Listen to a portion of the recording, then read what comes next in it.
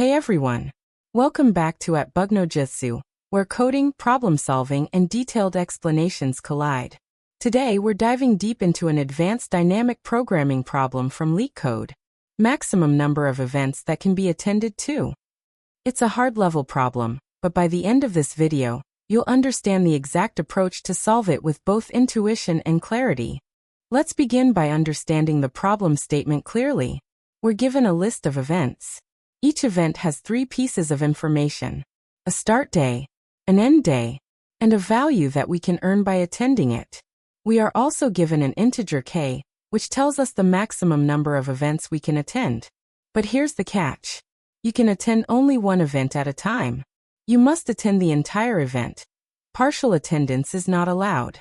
Also, end day is inclusive, meaning you cannot attend an event that starts exactly on the day another event ends.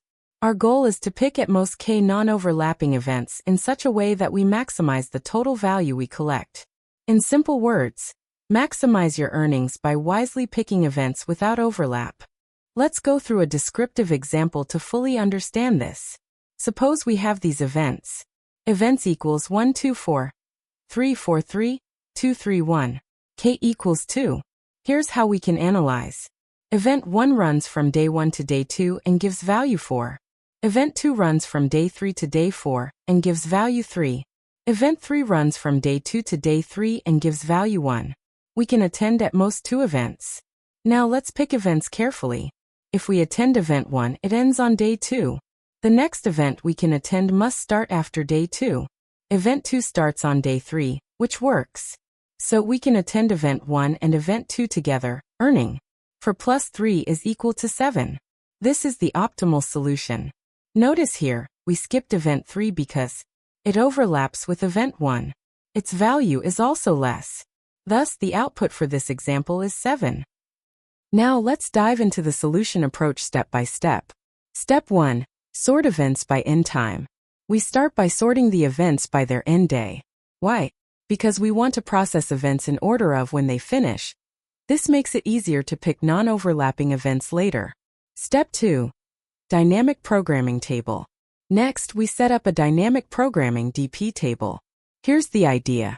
dpij represents the maximum value we can get by considering the first I events and picking at most j events. We initialize the DP table with 0 since initially we have no events selected and 0 value. Step 3. Find last non-overlapping event. Binary search. Now for each event we need to find the last non-overlapping event. How do we do that efficiently? We use binary search on the sorted events to find the event with the latest end time that's strictly before the current event's start time. This gives us the best possible previous event we can combine with the current one. Step 4. DP transition, pick or skip. Now comes the key decision for every event. We have 2 choices. Take the current event, add its value, combine it with the best result from previous non-overlapping events. Skip the current event. Simply carry forward the best result we had by not selecting it. We pick the maximum between these 2. Step 5. Move through all events. We repeat this process for every event, updating the DP table accordingly for each allowed number of events up to k. By the end of this process, we have the maximum possible value stored in DP-1-1, which is the bottom right of the DP table.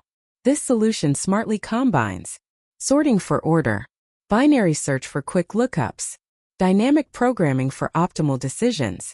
Altogether, it ensures we respect the non-overlapping constraint while maximizing value. Time complexity. Sorting events, O and log n. For each event we do binary search, O log n. DP update over k choices, OK. Since we process all n events, total time, O(n) into k plus log n. Space complexity, space, O(n) into k. Here are some key insights from this problem. DP plus binary search is a powerful combo for scheduling problems. Sorting by end time simplifies overlap checking dramatically. Binary search allows us to find non-overlapping events in O log n time, much faster than scanning all events manually. The problem is similar to the famous weighted interval scheduling problem. A classic in dynamic programming where we maximize value with non-overlapping intervals. This approach generalizes well to many scheduling and resource allocation problems. Also remember, always think about whether sorting the problem helps. Combining greedy insights with DP often leads to optimal solutions in such cases. And that's it for today's deep dive into maximum number of events that can be attended to. If you found this video helpful, please like it and subscribe for more advanced coding tutorials and deep problem breakdowns. Also, drop your thoughts in the comments. Was this problem tricky for you? Would you like more problems like this? Thanks for watching.